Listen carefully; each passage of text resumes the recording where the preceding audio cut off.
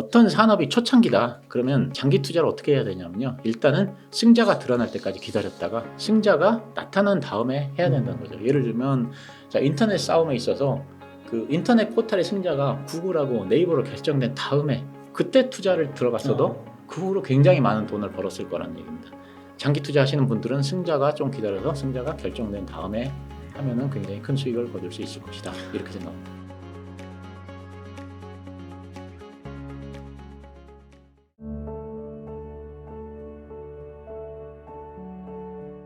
최근 2차전지 대장주들이 좀 조정을 받고 있는데요. 네네. 2차전지 주식 관련해서 좀 어떻게 보고 있으시나요? 예, 그러니까요. 이게 그 저는 사실은 솔직히 말씀드리면 이제 2차 전지가 금년 초에 크게 오르리라고 예상은 제가 못했었습니다. 왜냐하면 이제 경기가 부진해지면서 자동차 판매량이 떨어질 걸로 생각을 했고요.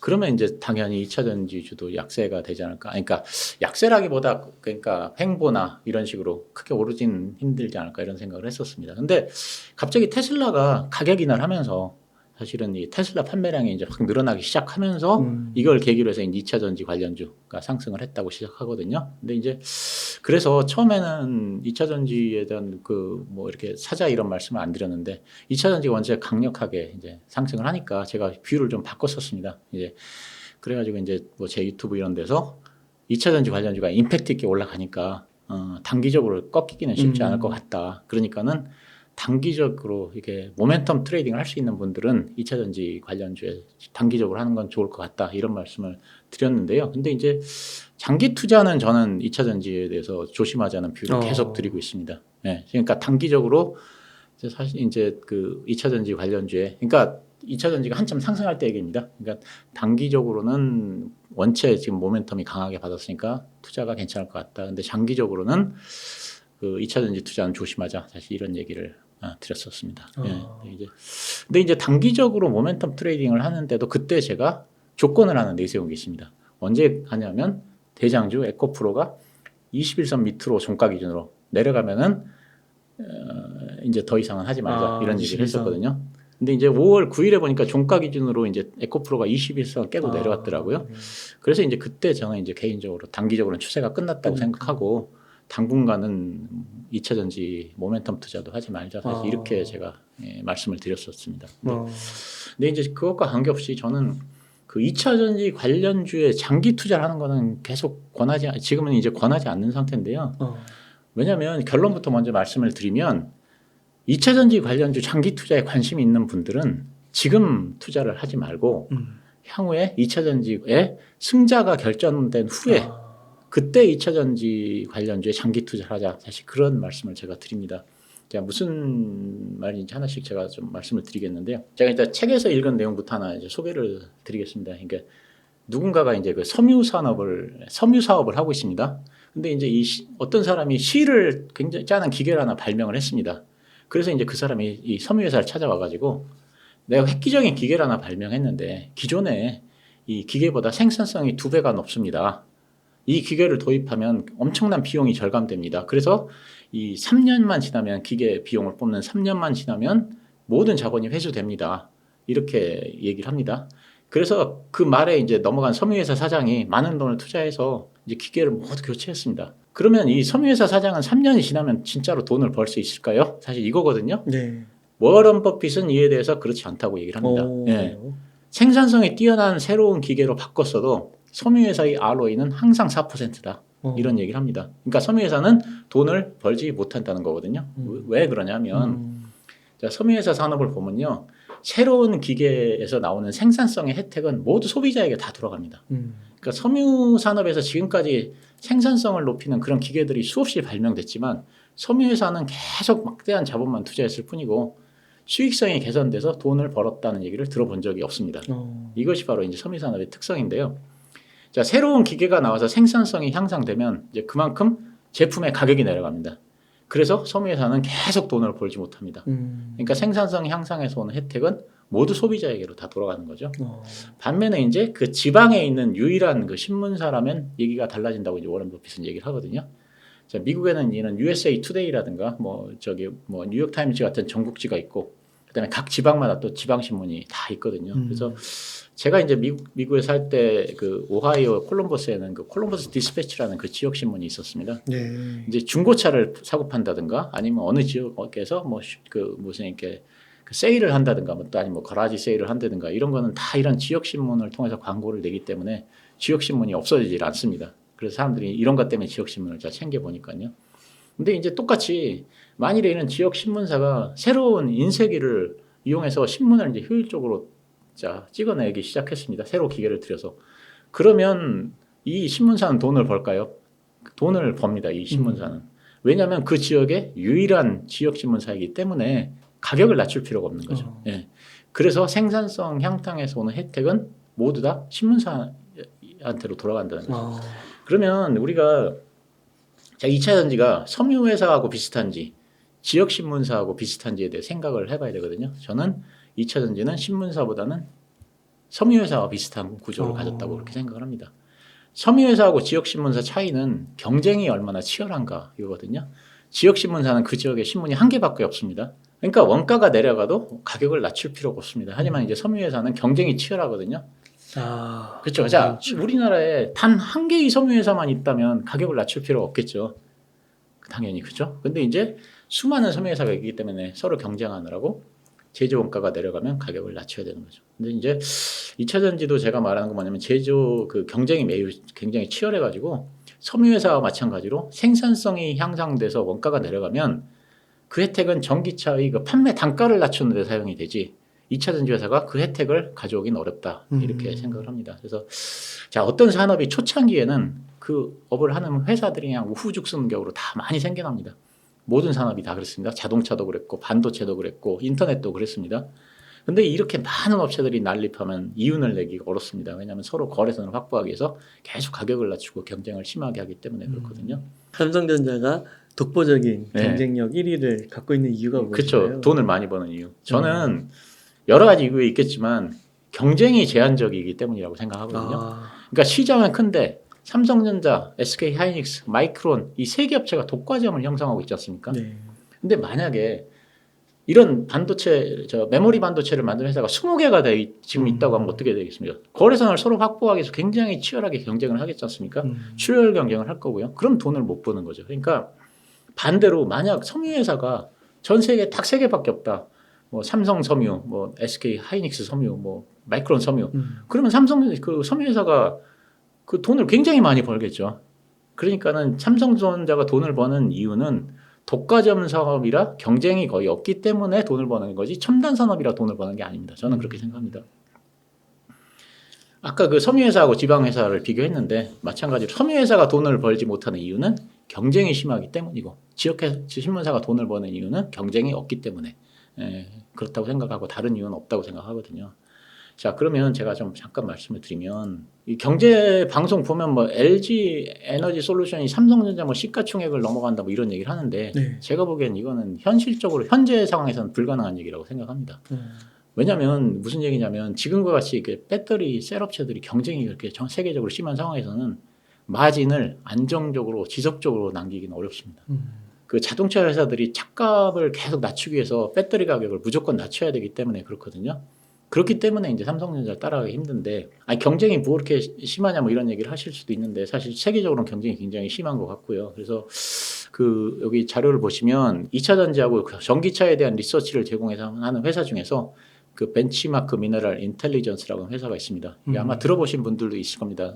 나름대로 이름이 있는 그런 회사이기 때문에 이 회사에서 말하기를 전기차 제조업체들은 배터리 제조업체 한국과 계약을 맺지 않는다라고 하면서 배터리 제조업체 간의 경쟁을 유발시켜 공급가를 떨어뜨리기 때문에 큰 것보다는 작은 배터리 제조업체들을 선호하는 경향이 지속될 것이다. 이렇게 얘기를 했거든요. 그러니까 전기차 회사들은 그 2차 전지 회사들 간의 경쟁을 계속 붙여서 계속 가격을 낮춘다는 건데 이거는 사실은 당연한 거죠. 그렇게 하겠죠. 그래서 자, 그 2차 전지 회사가 높은 마진을 보장받으려면 수많은 업체들이 지금같이 난립해서는 안 되고 반도체처럼 3-4개 업체로 이렇게 축소가 개편이 돼야 됩니다. 그래서 가격 결정권을 가지고 있어야 됩니다. 그러니까 높은 수준의 마진을 확보하려면 반도체와 같이 이렇게 치킨 게임 같은 걸 벌여서 승자를 골라내야 된다는 얘기거든요. 자, 그러면 만약 2차 전지 업체가 치킨 게임이 벌어지면 어느 업체가 살아남을까요? 그거는 네. 저는 아무도 모른다고 생각합니다. 지금은 아무도 모른다. 예. 자, 삼성전자가 세계 최고의 메모리 반도체 회사로 확실히 자리 잡기까지는 두 번의 걸친 그 치킨 게임에서 최종 승자가 됐기 때문인데요. 그 과정에서 삼성전자는 정말 이 기업의 명운을 걸고서 승분을 펼쳐서 이긴 거지 않습니까? 이 과정을 통해서 그 당시 한 20개 정도 이게 메모리 반도체 회사들이 있었는데 이게 싹 다 정리되면서 3개만 딱 살아남은 거지 않습니까?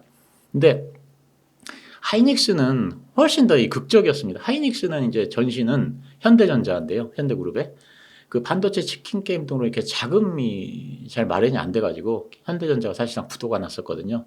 그래서 이제 워크아웃에 들어가면서 현대전자 이름을 하이닉스로 바꿨는데 하이닉스가 HYNIX지 않습니까? 그 HY가 현대의 약자입니다. 앞에. 예, 현대에서 앞에 따온 건데요. 그러면서 4만 원 하던 주가가 135원으로 떨어졌습니다. 그래서 무려 99.7%가 떨어졌습니다. 주가가. 네. 그래서 이제 하이닉스는 어쨌든 정부에서 일단 여러 가지 혜택을 줘가지고 일단 살려놓고 그 다음에 이제 미국에 마이크론에 매각을 하기로 했고요. 그래서 이 채권단이 이제 그 미국으로 비행기 타고 건너가가지고 마이크론하고 협상을 했습니다. 그래서 하이닉스 회사를 마이크론에 넘기기로 다 합의를 했고 MOU까지 체결하고 왔는데 이제 마지막 남은 절차가 하이닉스에서 이제 이사회만 통과하면 되는 거였거든요. 이제 이사회는 당연히 이제 왜냐하면 가만 놔두면 하이닉스는 망하니까 통과가 될 걸로 그렇게 생각을 했는데 이제 마지막 순간에 이제 하이닉스 이사들이 반란을 일으켜갖고 반대를 해버리죠. 네. 그러면서 아마 대표이사가 사임하고 막 그랬을 겁니다. 근데 이제 그래서 그 당시 사회적 분위기는 하이닉스가 이제 청산되거나 아니면 이제 채권단이 다시 미국으로 가가지고 사정사정 해가지고 다시 한번 인수해달라고 이제 막 해가지고 가격을 훨씬 더 싸게라도 주겠다 이런 식으로 해서 넘길 거 아닌가 이런 예상이 이제 지배적이었는데 이제 그렇게 하지는 않았고 어쨌든 이런 힘든 과정을 거쳐서 하이닉스가 살아남았습니다. 근데 이제 그 당시에 그 난다긴다 하는 반도체 업체들 다 죽었습니다. 그래서 독일의 키몬다, 일본의 엘피다 같은 업체들, 이런 업체들이 이제 사실상 부도가 나거나 아니면 이제 다른 업체에 흡수돼 버렸는데요. 이 회사들이 작은 회사들이 아닙니다. 굉장히 큰 회사들입니다. 그래서 이제 이런 회사들이 이제 치킨 게임의 여파로 다 이제 다른 기업으로 흡수돼 버렸는데요. 반도체 치킨 게임이라고 하니까 이제 잘 모르시는 분들, 그 당시를 잘 모르시는 분들은 요즘 이 삼성전자나 하이닉스, SK 하이닉스가 굉장히 좀 어렵지 않습니까?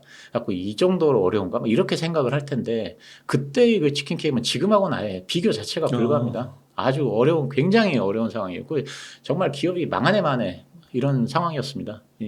그래서 이제 그 당시 치킨 게임이 얼마나 치열했냐면 이 주력 제품인 512 메가바이트 제품이 6.8달러짜리가 0.5달러로 하락을 해서 90% 이상 가격이 폭락했거든요. 그래서 이제 이 모든 기업들이 다 이제 사실상 이제 백척간도에 선 상태에서 이제 사활을 걸고 싸움을 했던 거죠. 그래서 이제 이런 20개나 되는 이게 메모리 반도체 회사도 이제 삼성전자, 하이닉스, 마이크론 3개로 줄었는데 이렇게 줄었기 때문에 지금은 이제 높은 마진을 갖고 시장 지배력을 가질 수 있는 거죠. 예. 만약에 20개 지금 업체들이 다 있다. 그러면 지금과 같이 그렇게 메모리 반도체 회사들이 높은 마진을 남기고 이러고는 사실 불가능한 얘기죠. 왜냐하면 너무 경쟁이 심하기 때문에. 그래서 LG 에너지 솔루션이 삼성전자보다 시가총액이 커지려면 조건이 있습니다. 전 세계 배터리 셀 업체들 중에 똑같이 3, 4개 정도만 살아남아서 이 독과점을 형성하고 가격 결정권을 가져야 됩니다.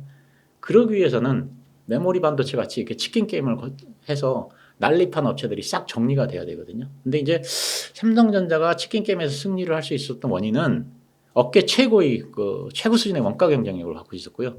두 번째는 이게 또 과감하게 할 수 있었던 이유가 이 삼성생명이 있었기 때문에 그렇습니다. 삼성생명 등 계열사를 통해서 언제든지 추가로 자금을 동원할 능력이 막강했기 때문이거든요. 이 두 개가 있어야 치킨 게임에서 사실 이길 수가 있습니다. 그래서 이제 셀 업체도 마찬가지로 만약에 치킨 게임이 벌어진다 그러면 원가 경쟁력하고 현금 동원 능력 이게 가장 중요한데 이 두 가지가 있어야 이제 사실 이길 수 있거든요. 그래서 전 세계 배터리 업체 중에서 어느 업체가 이길 것인지에 대해서는 한번 각자 이 두 가지 관점에서 생각을 해보시면 될 것 같고요. 자, 그러면 우여곡절 끝에 승자가 됐다 이렇게 생각을 해보세요. 그러면 커다란 손실을 감수하고 치킨 게임을 벌였지 않습니까? 그러면 주가가 지금보다 70% 이상 떨어질 수도 있고 90% 이상 과정에서 떨어질 수도 있습니다. 아까 하이닉스 말씀드렸는데 4만 원짜리가 135원까지 갔거든요. 99%. 네, 99.7%. 그러니까 주가가 그냥 편안하게 지금 상태에서 꾸준하게 그냥 편안하게 우상향한다. 이건 불가능한 얘기입니다.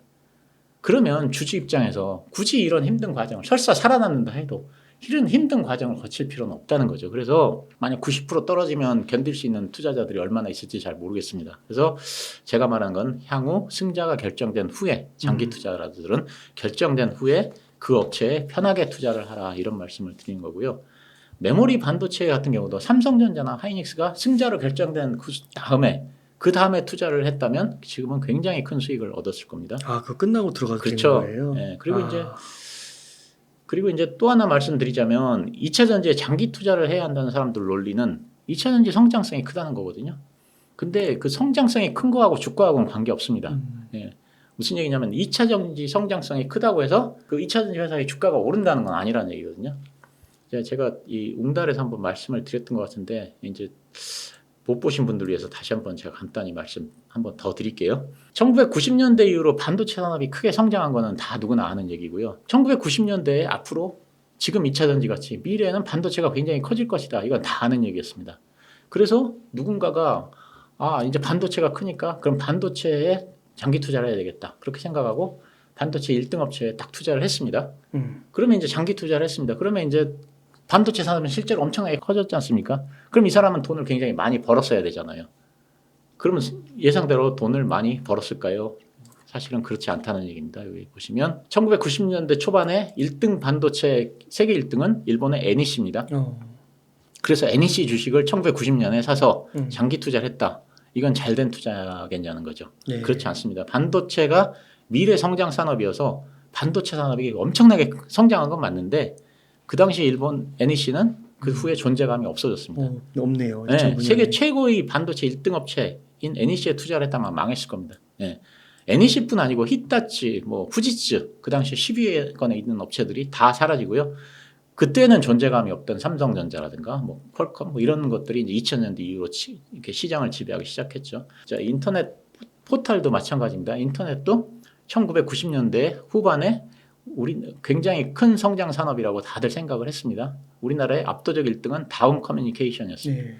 미국에서 압도적 1등은 야후였고요. 네. 그 당시에 다움하고 야후의 인기는 정말 그 하늘을 찌를 듯이 높았거든요. 네. 그러면 인터넷이 폭발적으로 성장하는 분야였고 그 당시 야후는 전 세계 압도적 1등이었고 다움은 한국의 압도적 1등이어서 1등 업체에 투자를 했다. 이거 성공했겠냐는 거죠. 아니죠. 야후도 다음에 구글에 밀려서 존재감이 없어졌고 다음도 네이버에 밀려서 그냥 그 카카오에 흡수돼 버렸지 않습니까?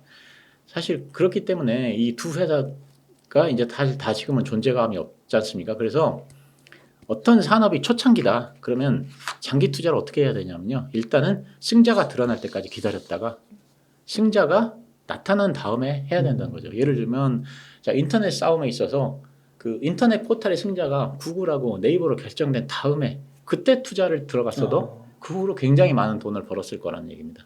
자, A라는 사람이 이거 빨리 들어가야 되겠다 해서 인터넷 초창기에 야후하고 다음에 투자를 했고 B라는 사람은 승자가 나올 때까지 기다리자 해서 기다렸다가 구글하고 네이버에 장기 투자를 했다. 누가 많은 돈을 벌었을 거는 사실은 정답은 다들 아는 거고 수익률 차이도 하늘과 땅 차이죠. 그래서 2차 전지도 지금 산업이 초창기이기 때문에 앞으로 어떤 업체가 살아남을지 어떤 업체가 승자가 될지는 사실 아직은 아무도 모르는 거고요. 요거 자 보시면요. 아까 그 회사에서 2030년에 그 벤치마크 미네랄 인텔리전스에서 예측을 한 겁니다. 셀 업체 글로벌 순인데 1등부터 9등까지가 중국 업체입니다. 아, 그래요? 네. 10위가 LG 엔솔이고 삼성 SDI나 SK 오는 순위에 없습니다. Will be Chinese네요. 네, 그러니까 사실은 그렇죠. 사실 이제 공급망도 이미 중국이 사실 상당 부분 다 이제 장악을 했고, 그래서 이렇게 될 수도 있고 이렇게 되지 않을 수도 있습니다. 근데 이제 어쨌든 나름대로 이쪽 분야에서 굉장히 전문성을 가진 업체가 예측을 한 겁니다. 결론은 뭐냐면 아직은 아무도 모른다는 겁니다. 그러니까 이 10개 중에서 또 몇 개가 망할 수도 있습니다. 그리고 망하는 업체 중에 우리나라 배터리 기업이 들어갈 수도 있고요. 또 여기에 없는 회사가 승자가 될 수도 있고 아직은 누가 승자가 될지 모르기 때문에 무작정 산업의 전망이 밝다고 장기 투자를 지금 하는 것은 아니다. 까닥까닥하는 하이닉스 같이 99.7%가 떨어질 수 있다. 이런 말씀을 드립니다. 그래서 장기 투자하시는 분들은 승자가 좀 기다려서 승자가 결정된 다음에 하면은 굉장히 큰 수익을 거둘 수 있을 것이다. 이렇게 생각. 뚝불에 들어갔다가 몇 년 고생하는 거네요. 그렇죠. 만약에 이제 사실은 자 나중에 이제 중국 업체들이 아마 이게 치킨 게임을 벌일 가능성이 저는 크다고 생각하거든요. 뭐 가격을 예를 들면 뭐 IRA 뭐 이런 걸 지금 하는데 예를 들면 IRA 보조금을 얼마를 받지 않습니까? 그거보다 더 싸게 미국에 납품을 할 수 있습니다. 그죠? 가격을 확 낮춰가지고 중국 업체들이 그거보다 더 싸게 사실 그러면 이제 가격 경쟁이 붙는 거지 않습니까? 그런 가능성을 배제할 수는 없는 거죠.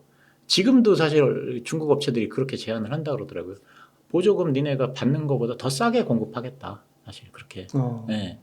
그러니까 이제 그렇게 전쟁이 붙으면 치킨 게임이 누가 이길지는 아직 모르는 거죠. 그래서 제 생각은 한번 싹 정리가 된 다음에 장기 투자를 하는 분들은 그때가 오히려 좋은 거 아니냐 이런 생각을 제가 갖고 있습니다. 그럼 요즘에 그 가장 대표적인 게 IRA 같은 거 언급하면서 미국에는 중국계 아예 못 들어가는 게 아니냐. 그게 사실은 그런 거는 아닌 것 같아요. 왜냐하면 사실 일단은 정부에서 그걸 막기도 힘들고 미시간주 같은 데서는 오히려 좀 이렇게 CATL한테 그 보조금 주고 막 이렇게 하더라고요. 그러니까는 사실은 각 주 정부 입장은 자기네 주민들의 그 job creation 일자리 창출이 가장 우선이고 회사 입장에서는 이익이 가장 우선이지 않습니까? 그리고 자 트럼프가 또 대통령이 된다. 그러면 이거는 저는 거의 뒤집히는 건 거의 확실하다고 생각하거든요. 아예 왜냐하면 트럼프는 기후 협약도 곧바로 탈퇴해 버렸지 않습니까? 사실. 그리고 사실 자기의 그 정치적 백그라운드가 그런 기름 회사, 오일 회사 이런 데들인데 사실은 이 정책을 계속 끌고 갈 이유는 저는 없다고 생각하거든요. 그러니까 모든 것이 다 그러니까 미래가 뭐 10년 후가 이건 사실은 다 불확실하다고 생각하거든요. 뭐 옛날에 어떤 그 조선 같은 것들도 보면 계약을 다 해놨다가 다 취소가 나오고 막 이런 경우가 많이 있더라고요. 사실 그래서 지금 뭐 미래에 뭐 10년 후에는 까지 이렇게 다 해놨다. 좀 바이든 대통령이 지난주에 보니까 2032년까지 뭐 몇 퍼센트를 뭐 전기차 이런 얘기를 하는데 아니 그때는 자기가 대통령이 아닐 가능성이 당연히 아니잖아요. 네. 근데 그걸 정책을 세워놨으면 공화당 후보가 그걸 지키겠습니까? 사실 의미 없는 얘기죠. 2032년에 어떻게 된다 이런 거 저는 의미 없는 얘기라고 생각합니다. 그러면은 2차 전지 주식이 좀 충분히 조정을 받았다 하면 다시 사는 건 어떨까요? 그러니까 이제 일단 장기 투자하시는 분들은 이제 지금 사지 말고 승자가 결정된 후에 승자의 주식을 사는 것이 훨씬 안전하고 수익률도 크다 이런 말씀을 드리고요. 이제 단기적인 관점에서 말씀드리면 저는 이제 단기적인 관점에서도 지금은 추천을 하지는 않습니다. 왜냐하면 이제 대장주인 에코프로 비면 일단 에코프로가 21선 밑으로 내려왔기 때문에 이제 추세는 깨졌다고 생각하는데요. 자 그러면 조정 후에 한참 있다가 다시 상승할 것이냐? 저는 상승할지 아니면 계속 주지부진할지는 아무도 모른다고 생각합니다. 근데 이제 그렇게 따지면 아니 모든 주식이 다 앞으로 어떻게 될지 모르는 거 아니냐 이제 그렇게 반문을 많이 하겠지만 제가 말씀드리는 거는 그거랑은 다릅니다. 그 얘기랑은 다릅니다. 무슨 얘기인지 한번 설명을 드리겠습니다. 네. 자 지금 그래프를 보시면 자 성장주하고 다른 섹터는 주가가 움직이는 그 로직이 다릅니다. 네. 성장주는 그 성장주가 아닌 그 주식은 실적에 비례해서 그만큼 올라갑니다. 예를 들면 지금 빨간 선으로 된 건데요. 이런 경우는 그 이익이 20%가 늘어나면 주가도 20%가 오르고요. 이익이 30%가 늘어나면 주가도 30%가 올라갑니다. 그러니까 꼭 그런 건 아니지만 대략. 근데 성장주는 주가의 실적에 비례해서 오르는 것이 아니고 기하급수적으로 올라갑니다. 그래서 실적이 20%가 늘면 주가는 40% 오르고 이익이 30%가 늘면 주가는 90%가 오르는 약 그런 식인데요. 자 그러면 왜 성장주만 이런 식으로 실적에 비례하지 않고 기하급수적으로 올라가느냐? 그건 이제 그 비밀은 PER에 있습니다. 성장주가 아닌 다른 주식들은 한 단계 상승에 그칩니다. 회사 이익이 증가하면 비례해서 그만큼 주가가 올라갑니다. 근데 성장주는 두 단계의 과정을 거쳐서 상승합니다. 1단계로 회사의 매출과 이익이 올라가면 이에 비례해서 주가가 올라갑니다. 그리고 그러니까 예를 들면 이익이 10배가 되면 주가가 10배가 되는 이런 식이고요. 근데 여기서 끝나는 게 아니고 2단계가 있습니다. 시장에서 회사의 성장성을 인정해서 해줘가지고 PR을 높여버립니다. 그래서 PR이 올라가면 주가가 또 올라갑니다. 그래서 예를 들면 이익의 증가 때문에 주가가 10배가 오르고 PR을 인정받아서 PR이 10배가 되면 주가는 100배가 오르는 거죠. 사실 이게 성장주인데 그래서 가치주, 배당주 이런 데서는 10배, 20배짜리가 나오기가 어렵지만 성장주에서는 쉽게 10배, 20배짜리가 나오는 이유가 사실 이런 원리 때문에 그러거든요. 자, 그래서 이게 가장 이런 걸 잘 보여주는 그 예가 SK텔레콤인데요. 그 SK텔레콤 주가가 1990년대부터 2000년대까지 굉장히 많이 상승을 했습니다. 그 우리나라 대표적인 성장주가 그 당시에는 SK텔레콤이었습니다. 와.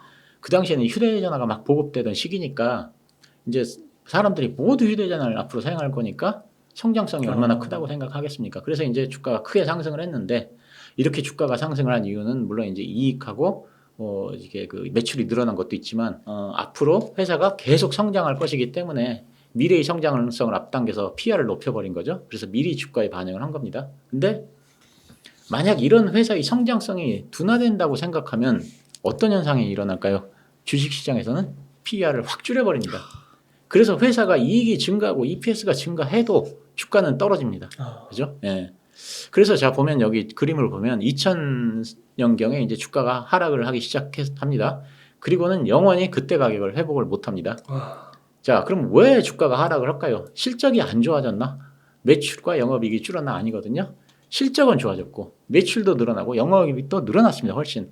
그리고 자산도 늘어나고 자회사로 뭐 하이닉스도 갖게 되고 회사는 훨씬 좋아졌는데 시장에서 PR을 낮춰버리니까 주가가 하락을 하고서 다시는 회복을 못하는 거거든요. 그 주가를. 자, 그러면 이제 다시 그 그림을 보시면 제가 2차전지 투자에 주의를 하라는 이유는 현재 우리 이 위치가 1번인지 2번인지 3번인지 아무도 모른다는 거거든요. 지금 보면은. 만약에 1번이면 한참 더 상승할 거고 2번이면 조금 더 상승할 거고 3번이면 지금이 꼭대기여서 영원히 이 가격을 회복하지 못할 거고 그렇거든요. 그래서 자, 향후 실적이 좋아지는 것하고 이런 성장률은 주가하고는 관계없습니다. 근데 이제 요즘에 PER이 상당히 높이 올라온 만큼 어느 정도 3번에 가까운 건 사실인 것 같거든요. 그래서 제가 조심을 해야 된다 이런 말씀을 드리는 건데요. 무슨 얘기인지 잘 모르시는 분들 혹시 주린이들 계실까봐 제가 좀 더 명확하게 제가 삼성전자하고 LG에너지솔루션을 한번 비교를 해보겠습니다. 여기 보시면요. 네이버에서 제가 갖고 온 겁니다. 네이버 증권에서. 2022년 기준 삼성전자 순이익은 55조 6,500억이고요. PER이 6.86입니다. LG엔솔은 2022년에 순이익이 7,800억쯤 되고 PER이 132 정도 되거든요. 자, 2차전지 성장성이 크다고 해서 LG에너지솔루션에 부여된 PER이 무려 132입니다. 자, 그러면 이제 지금은 그렇다 치고 앞으로 이제 세월이 흐르면 그게 5년 후가 될지 뭐 몇 년 후가 될지 모르겠지만 자, 이 2차 전지 분야도 지금 반도체처럼 이제 시장에서 자리를 잡을 거 아닙니까? 그러면 언젠지는 모르겠지만 언젠가는 LG 에너지 솔루션의 PER이 이제 반도체만큼 이제 성장성이 둔화되면 LG 에너지 솔루션의 그 PER도 삼성전자 PER과 같아지는 때가 올 겁니다. 그렇죠? 왜냐하면 성장성이 둔화되면 이거는 시간이 지나면 언젠가는 나타날 현상입니다. 예. 그거는 무조건 이런 시기가 오게 돼 있고요. 자, 그러면 작년에는 LG 에너지 솔루션 순이익이 7,800억에 불과했는데 만약 그때가 됐다고 이제 자리를 잡아서 회사도 좋아졌다 이렇게 생각을 하면 그래서 이제 회사 LG 에너지 솔루션이 돈을 많이 벌어서 순이익이 14조 원까지 올라갔다고 생각하겠습니다. 그러면 지금 7,800억이 순이익인데 14조 원을 벌어들이면 순이익이 18배가 늘어난 거거든요. 네. 그러면 주가는 오를까요? 지금보다? 아. 제가 순이익이 7,800억이에요. 근데 순이익이 14조 원은 늘어났어요. 그럼 주가는 오를까요? 아닙니다. 주가는 오히려 하락합니다. 지금보다. 계산을 해보면 금방 압니다. 이건요. 왜냐하면 PER이 있고 하니까 제가 계산을 해보니까 주가가 41만 원으로 떨어집니다. 아, 그래요? 네, 네. 그렇구나. 왜 이런 현상이 발생되냐면 성장성이 둔화되면서 시장에서 PER을 낮춰버리기 때문에 그렇습니다. 네. 자, 그래서 가끔 이렇게 방송을 보면 패널분들이 2차전지 주식의 이익이 향후 몇 배가 되니까 주가도 몇 배 오를 것이다. 막 이런 얘기를 하거든요. 근데 이거는 성장주 속성을 간과한 거예요. 성장주 속성을 잘 이렇게 제대로 반영하지 않은 그런 설명이거든요. 그래서 그런 식으로 계산하면 안 됩니다. 성장주는 뭐 이익이 몇 배니까 주가가 몇 배 이런 식으로 생각하면 안 되고요. 시장에서는 성장성이 둔화된다는 약간의 낌새, 아주 약간의 낌새만 보이면 곧바로 그냥 정광석화 같이 PER을 낮춰버립니다. 그러면 아무리 실적이 좋아도 주가는 하락하게 돼 있습니다. 아까 SK텔레콤 같은 경우도 2000년 이후로 회사가 얼마나 좋아졌습니까? 네. 그죠? 그러네요. 근데 뭐 회복을 못 하잖아요. 와. 이게 성장성이 둔화됐다고 생각하는 순간에 PER을 낮춰버리기 때문에 이런 현상이 나타납니다. 그래서 성장주는 언제 매도를 해야 하냐면 시장에서 성장성에 대한 기대가 잔뜩 올라와서 PER이 가장 높을 때 매도를 해야 됩니다. 그러니까 실적이 피크를 찍을 때가 아니고 PER이 피크를 찍을 때 파는 게 성장주입니다. 그래서 이제 피터 린치도 이와 비슷한 말을 했는데요. 자, 피터 린치는 고성장주는 되게 PR이 갈수록 높아지는데 터무니없는 비논리적인 수준까지 높아진다 이렇게 얘기를 했습니다. 그래서 PR이 50이 넘고 100이 넘는 수준까지 올라가는데 이때가 팔아야 할 때다 이렇게 얘기를 했고요. 그래서 이제 일부 2차 전지 관련주 PR이 100을 넘어가고 있는데 만약 시장에서 이거 PR을 낮춰버리면 앞으로 순이익이 5배가 늘건 10배가 늘건 20배가 늘건 관계없이 이 가격은 회복을 못한다는 거죠. 네. 자, 머릿속에서 간단히 한번 계산을 해봐도 PR이 100인 기업이 향후 PR로 10으로 떨어지면 순이익이 10배가 늘어도 주가는 제자리지 않습니까? 사실 그게 무슨 말인지 네. 아시겠죠? 그래서 자, 다시 앞으로 돌아가서 이제는 이제 제가 아까 한 말을 이해하실 텐데 성장주가 아닌 다른 sek터의 주식들은 미래를 알 수가 있습니다. 무슨 얘기냐면 배당주다. 그러면 이익이 크게 늘어날 것 같으면 배당이 늘어난다고 기대를 하기 때문에 주가가 오릅니다. 근데 2차전지 관련주와 같이 이렇게 높게 PR이 형성된 그런 성장주는 그 언제 시장에서 PR을 낮춰버릴지 모르기 때문에 이게 다시 상승할지 아니면 계속 지지부진할지 아니면 영원히 이 가격을 회복할지 못할지 감을 잡을 수 없다는 거거든요. 그래서 야 조심하라 이제 이런 말씀을 드리는 겁니다. 그렇군요. 그러면 성장주를 사야 할 타이밍은요. 네.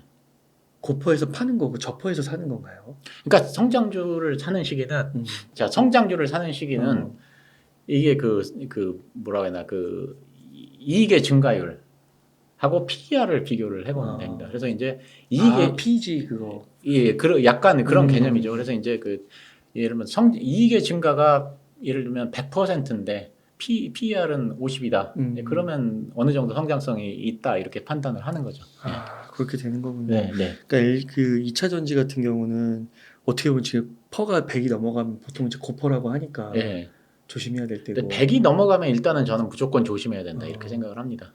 그리고 이제 말씀해 주신 대로 아직 경쟁이 끝나지 않았기 때문에 네, 경쟁이 끝난 다음에 사는 게 맞다 이렇게 생각을 합니다. 그다음에 또 2차 전지 최근에 모멘텀을 이끌었던 대장 에코프로의 21선이 깨졌기 때문에 단기도 어렵고 단기도 어렵다 이렇게 생각합니다. 네. 되게 말씀하시는 게 왜 단기 장기를 네. 조심해야 하는지를 네. 말씀해 주신 근거가 되게 탄탄하신 것 같은데 예, 감사합니다. 설득력이 이제 높은 것 같아요. 네, 감사합니다. 네.